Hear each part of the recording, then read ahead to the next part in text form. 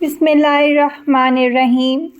اور اس روز ہم لوگوں کو چھوڑ دیں گے کہ سمندر کی موجوں کی طرح ایک دوسرے سے گتھم گتھا ہوں، اور سور پھونکا جائے گا، اور ہم سب انسانوں کو ایک ساتھ جمع کریں گے۔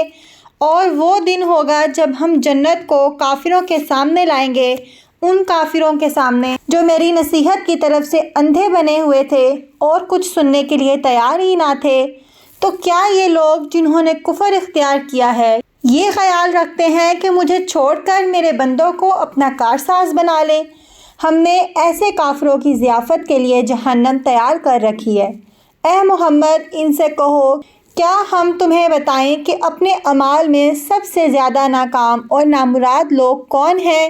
وہ کہ دنیا کی زندگی میں جن کی ساری صحیح و جہت راہ راست سے بھٹکی رہی اور وہ سمجھتے رہے کہ وہ سب کچھ ٹھیک کر رہے ہیں۔ یہ وہ لوگ ہیں جنہوں نے اپنے رب کی آیات کو ماننے سے انکار کیا اور اس کے حضور پیشی کا یقین نہ کیا، اس لیے ان کے سارے اعمال ضائع ہو گئے۔ قیامت کے روز ہم انہیں کوئی وزن نہ دیں گے، ان کی جزا جہنم ہے، اس کفر کے بدلے جو انہوں نے کیا اور اس مذاق کی برداشت میں جو وہ میری آیات اور میرے رسولوں کے ساتھ کرتے رہے۔ البتہ وہ لوگ جو ایمان لائے اور جنہوں نے نیک عمل کیے، ان کی میزبانی کے لیے فردوس کے باغ ہوں گے، جن میں وہ ہمیشہ رہیں گے اور کبھی اس جگہ سے نکل کر کہیں جانے کو ان کا جی نہ چاہے گا۔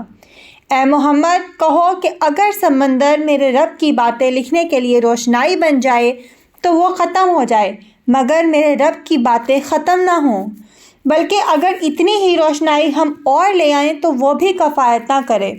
اے محمد، کہو کہ میں تو ایک انسان ہوں، تم ہی جیسا میری طرف وحی کی جاتی ہے کہ تمہارا خدا بس ایک ہی خدا ہے۔ پس جو کوئی اپنے رب کی ملاقات کا امیدوار ہو، اسے چاہیے کہ نیک عمل کرے اور بندگی میں اپنے رب کے ساتھ کسی اور کو شریک نہ کرے۔